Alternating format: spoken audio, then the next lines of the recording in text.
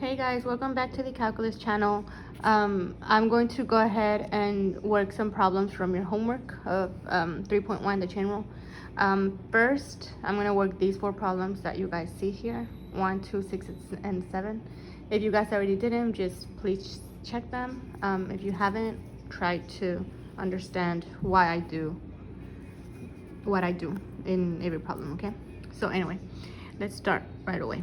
So here I'm gonna have y prime is equal to, notice that I don't have to rewrite anything, everything is fine. I don't have to get rid of like a square root or anything, or rewrite the square root, right? That one is free to go.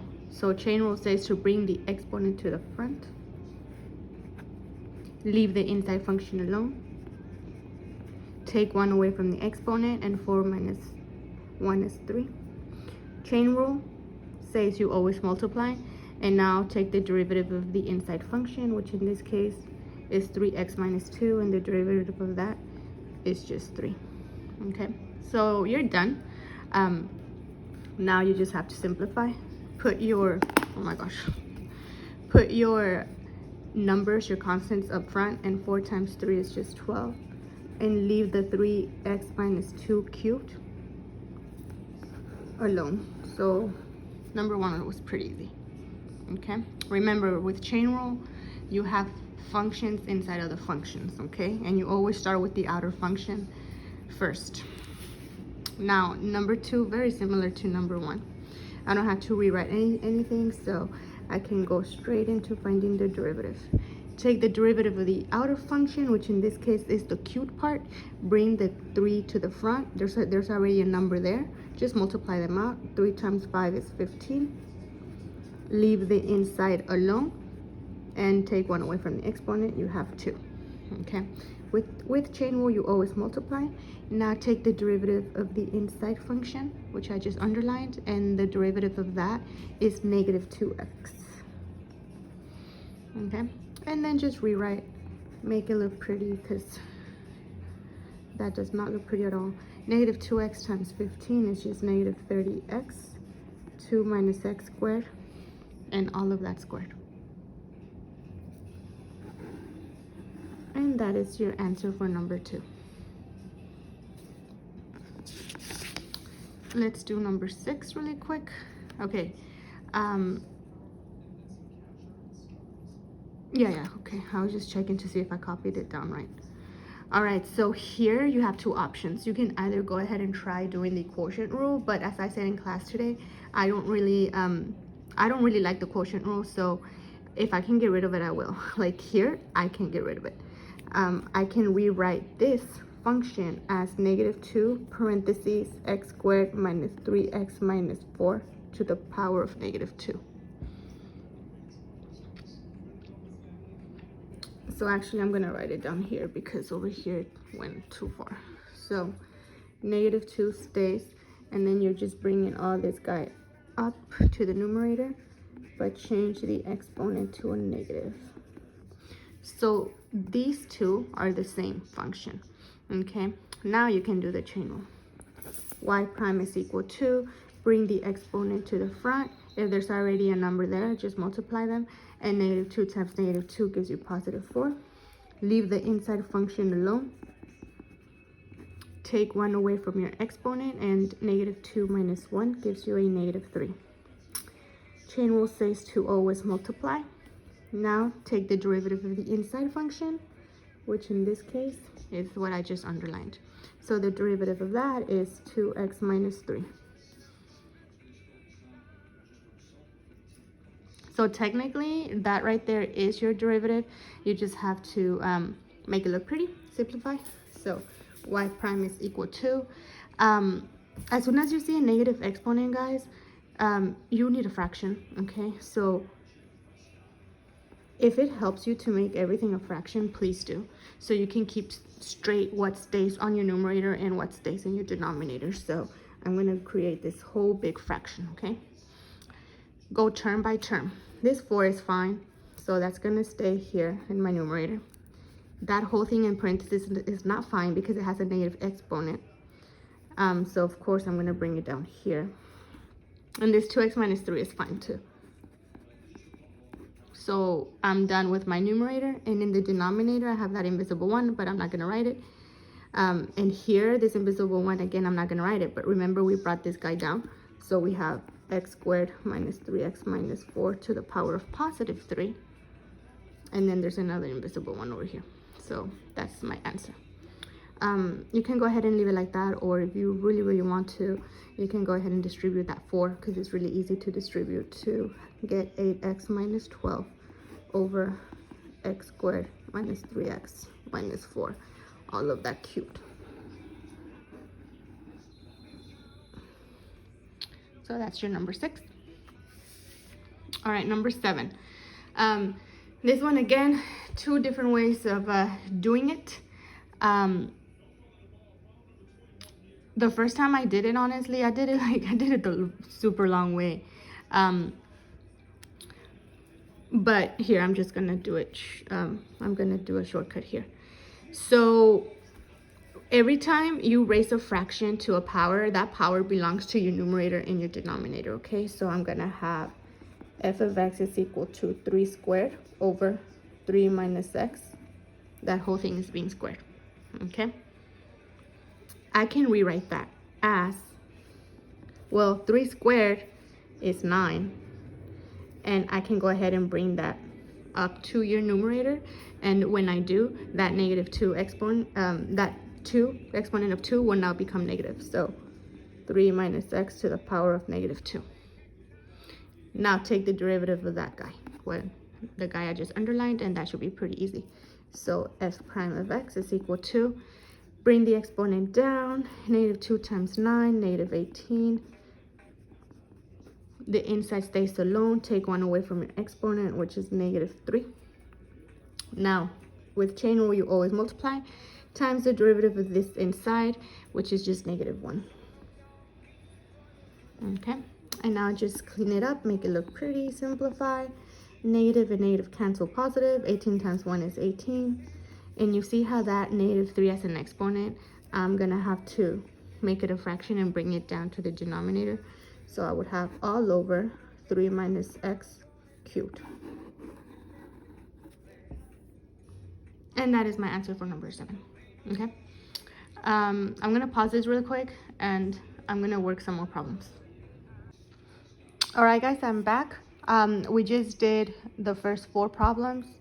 Obviously not in order, 1, 2, 6, then 7. Now we're skipping to 9 per Marisol's request. Let's go ahead and do it. First thing you see or should catch your attention is that square root. We have to rewrite it without the square root. So I would have x over 2, or sorry, x squared over 2 times parentheses 4 minus x squared to the 1/2. Notice how I wrote this first part. Okay, same thing, right? If I make this over 1 and just multiply straight across, 1 times x gives you x squared, 2 times 1 gives you 2. Now here, I have to use the product rule because I'm multiplying this function times this function. And the chain rule with this second guy here. All right, let's try it out. Y prime is equal to, with product rule, I always like to take the derivative of the first guy here first and leave the second guy alone. So that's my second guy. Okay, so the circled one is my first guy. Let's take the derivative. The divided by 2 is just a constant, guys, so don't freak out about it. Just take the derivative of your numerator here, 2x over that 2. It's just a constant. You don't bother it, okay? That's the derivative for the first guy. Leave the second guy alone. So 4 minus x squared to the 1/2. With product rule, you always add, and then you do vice versa. Leave the first guy alone and take the derivative for the second guy. So times, now you do the chain rule. Bring that exponent to the front, leave the inside alone, and take 1 away from your exponent. 1/2 minus 1 gives you negative 1/2. Times the derivative of the inside of that function. So derivative of 4 minus x squared is just negative 2x. And you're done. That's technically your derivative. You just have to clean it up, okay? Simplify, make it look pretty. First of all, those 2's cancel there. So I would have y prime is equal to x parentheses 4 minus x squared to the 1/2. All right, you're multiplying all of this out. Okay, you see that there's a negative there, and negative times a positive makes a negative, so I'm just going to subtract already. All right, this 2 up here will cancel with only one of these 2's right here. Okay, so with either or, just going to make it cancel with that one. Okay, if you have to make everything else a fraction, please do, so you can keep straight what's left in your numerator and what's left in your denominator. Okay, so in my numerator I have the x squared, that's gonna go down here, so that's not part of it, and then I have this x over here, so x squared times x gives you x cubed.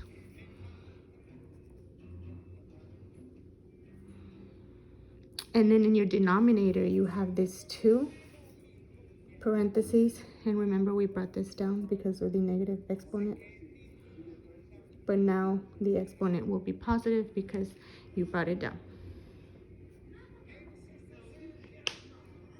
All right, that's still, it looks very ugly, so do the butterfly, make this over 1. And with the butterfly I always like to go down like this first. Okay, and you multiply. Well, you have x times 2 is 2x, and isn't this the exact same thing? I don't know. 4 minus x squared to the 1/2 times 4 minus x squared to the 1/2. Well, to the power of 1/2 is a square root, so the square roots will cancel, and the only thing that stays is what's inside, which is 4 minus x squared. That only happens because what's inside is exactly the same. So I'm gonna have 4 minus x squared, and that's it, without the 1/2, which is the square root. Okay, you always keep the sign in the middle, so minus, and then you go the other way. 1 times x cubed is just x cubed all over your 2 denominators multiplied, and 1 times that mess is just 2. 4 minus x squared times 1/2. Lastly, you can just go ahead and simplify a couple of things. First of all, I can go ahead and distribute that 2x, so 2x times 4 is 8x minus 2x cubed, and you still have that x cubed all over. You can't do anything with the denominator, guys. Please do not try or even dare or think to distribute the 2, because what's inside parentheses has the square root, so leave it alone. And as a matter of fact, I'm gonna go ahead and write it with the square root already. Okay, and then finally the numerator simplifies because the last 2 terms can be combined. So my final answer will be 8x minus 3x cubed as my numerator, and in my denominator I would have 2 square root of 4 minus x squared, and that's as much as I can simplify. Okay, so there goes the whole number 9. All right, I'm gonna go ahead and do number 10 now. Oof, that one was messy. Okay, number 10. First thing I did was rewrite it as x and then x squared plus 1 to the negative 1/2. A square root means it's being raised to the 1/2, and I brought it up here to the numerator, but of course change your exponent to a negative. I have to do the product rule here because I am multiplying x times all that mess. Okay, so let's do it. F prime of x is equal to, I like to always take the derivative of the first guy first, which in this case is x, and the derivative of x is 1. Leave the second function alone, so x squared plus 1 to the negative 1/2, leave it alone. With product rule, you always add, and now you do vice versa. Leave the first guy alone and take the derivative of the second guy. So bring the exponent down, negative 1/2, leave the inside alone, take 1 away from the exponent, And negative 1/2 minus 1, again, think about it. Negative 1/2 minus 2 over 2, negative 3 over 2.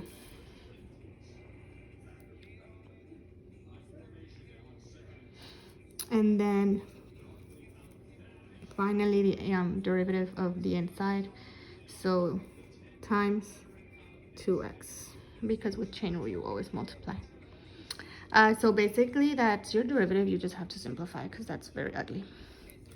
So f prime of x is equal to, all right, let's rewrite the first term, 1 over x squared plus 1 to the 1/2. Negative exponent, bring it down, okay?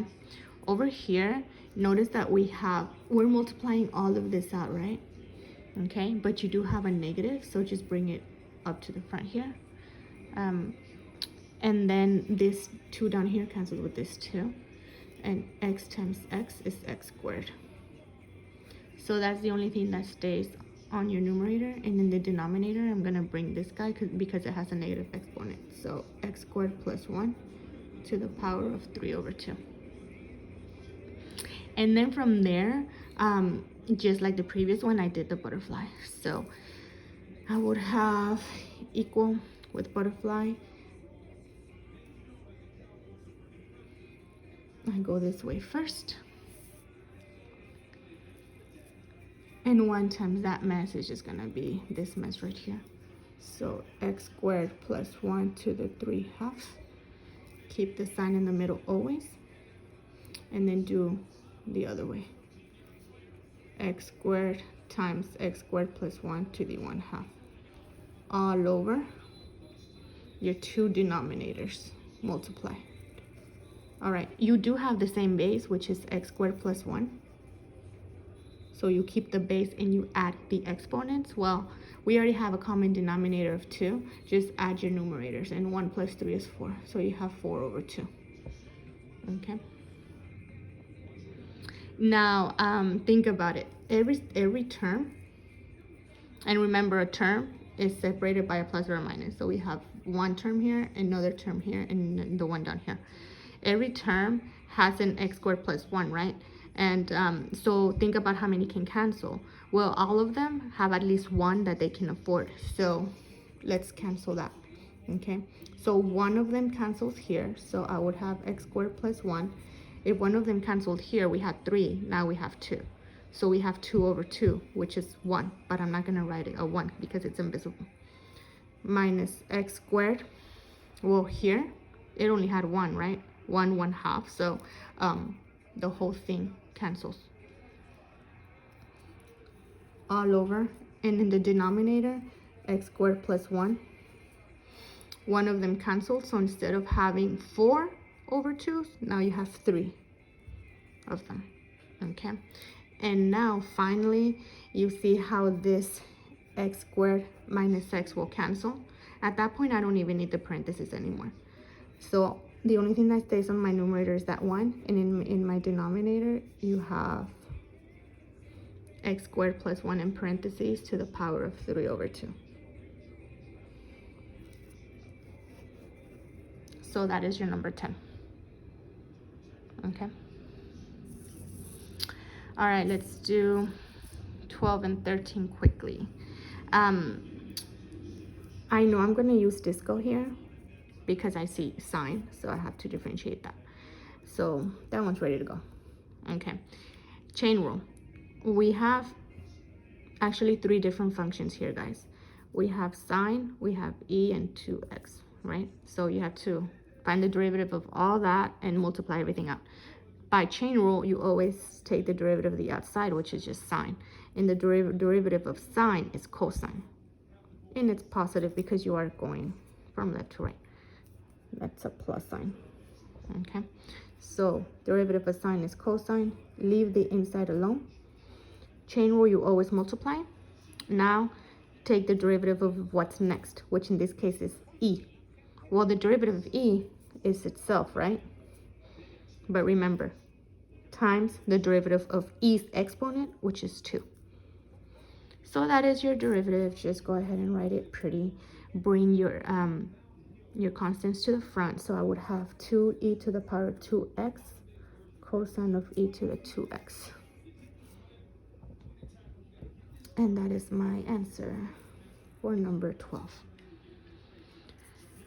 All right, number 13. Y prime is equal to, take the derivative of the outside function first, and the derivative of tangent is secant squared. Leave the inside alone. Chain rule, you always multiply. Now take the derivative of the inside function, which is ln x. And remember, the derivative of ln x is x prime over x. But the derivative of x here is 1, so it'll be 1 over x. So just write it pretty, and I would have y prime is equal to, make everything a fraction if you don't see it. This mess times 1 is just that, right back. And then 1 times x is x. So that is my number 13. Okay. Pretty easy stuff. All right, let's do 3 more problems. Number 16. I have my paper here. All right, so number 16, that was pretty easy too. All right, we have a lot going on here. First thing to do is rewrite, because that little 2 there belongs to the whole sine function. So write it down, rewrite it. I would have 4 sine of pi theta. All of that is being squared. So they are the same thing. So now just go ahead and take the derivative. G prime of theta is equal to outside function first, which is the square. Bring it to the front. There's already a number there. Just multiply them out. And 2 times 4 is 8. Leave the inside alone. Take 1 away from the exponent. And 2 minus 1 is 1. But I'm not going to write it because it's invisible. Chain rule says to always multiply. So now start taking the derivative of the inside. Okay? Well, you have 2 different things. Do the outside first, which is sine. Derivative of sine is cosine. So cosine. Leave the inside alone. Times. Now what's left is just taking the derivative of the final thing that's inside, which is just pi, because pi is just a constant, and you are taking it with respect to theta. So you're done. Just rewrite it. G prime of theta is equal to, bring your constants to the front, so 8 times pi is just 8 pi, sine pi theta, and cos pi theta.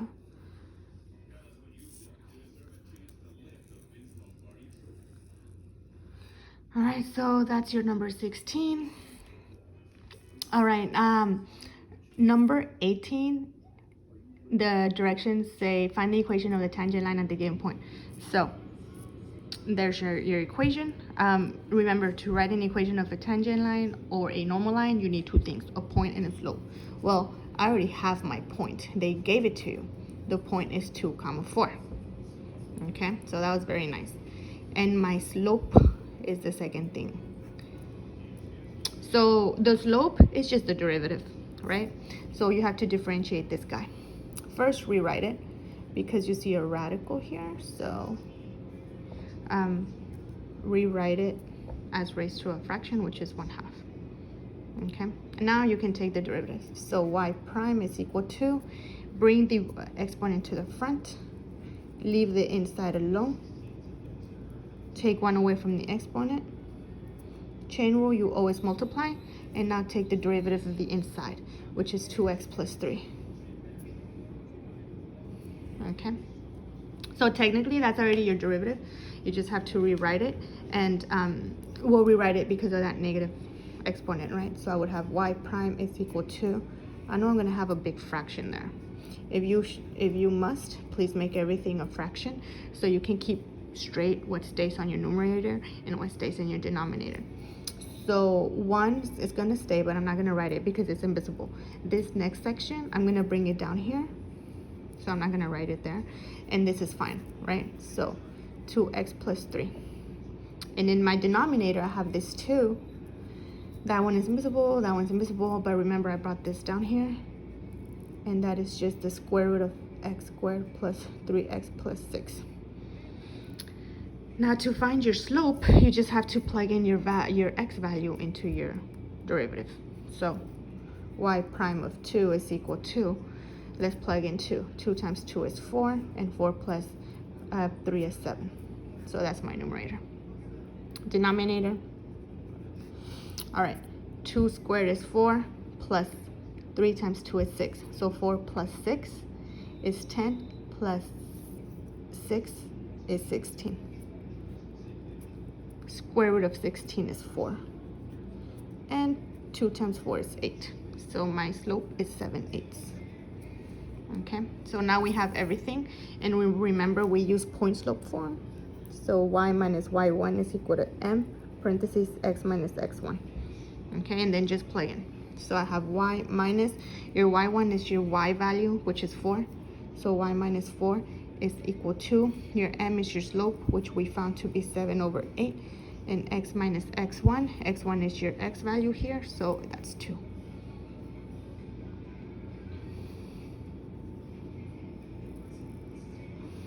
So that's your number 18. Okay, and lastly, let's do number 19. Or sorry, not 19, 20. You guys can do 19. This is the last one I will do. Same thing, point and the slope. I already have my point. I'm just gonna rewrite it. Pi over 3 and square root of 3/2. Okay, now I need my slope. Okay, so take the derivative, right? At the end of the day, that's what a slope derivative is. Think about it as a slope. So y prime is equal to, take the derivative of the outside function first, and derivative of sine is cosine. Leave the inside alone. With chain rule, always multiply. Now take the derivative of the inside, which is just 2. Okay, so my derivative here is 2 cosine 2x. Okay, now to find my slope at pi over 3, you just plug it in for x. So y prime of pi over 3, I would have 2 cosine of 2. Well, x is pi over 3, so wouldn't that just be 2 pi over 3? Okay. This is where your unit circle and your hand trick kick in. All right. This, when you have a coefficient in front of the pi, you have to find it in the unit circle. I always begin with pi here. We all know pi is there. And I look at the denominator, so I can make that 3 pi over 3, right? Because that's still pi. Why do I do that? Because then I know that 2 pi over 3 for a fact lands here. It's right before 3 pi over 3. And it goes back to all students take calculus. Since it lands in the S quadrant, which stands for sine in its reciprocal, that means that only sine and its reciprocal are positive, all others are negative. Well, we're talking about cosine, so I know for a fact that this is gonna be a negative value, okay? So I would have 2 parentheses. Since we already know it's gonna be a negative, because it landed here in this quadrant, now we can just do cosine of pi over 3. Okay, use your hand trick. Remember, your pi over 3 finger is your index finger, and cosine are the fingers above. You only have 1, and the square root of 1 is 1, and you always divide by 2. Okay, now these 2's cancel, and the only thing that stays is your -1. So your slope is -1. So just go ahead and plug in your point slope formula. So y minus y1 m x minus x1. Okay, so y minus your y1 is your y value here, which is square root of 3/2. And you got -1, but I'm not gonna write the 1, I'm just gonna write the negative. And then x minus x1, which is your x value of pi over 3. And that's it. And I mean, here, if you're dying to, you can distribute the negative. So you would have -x plus pi over 3, right? But anyway, that is it, guys. I hope this really helped you guys. I will see you guys on Wednesday. Bye.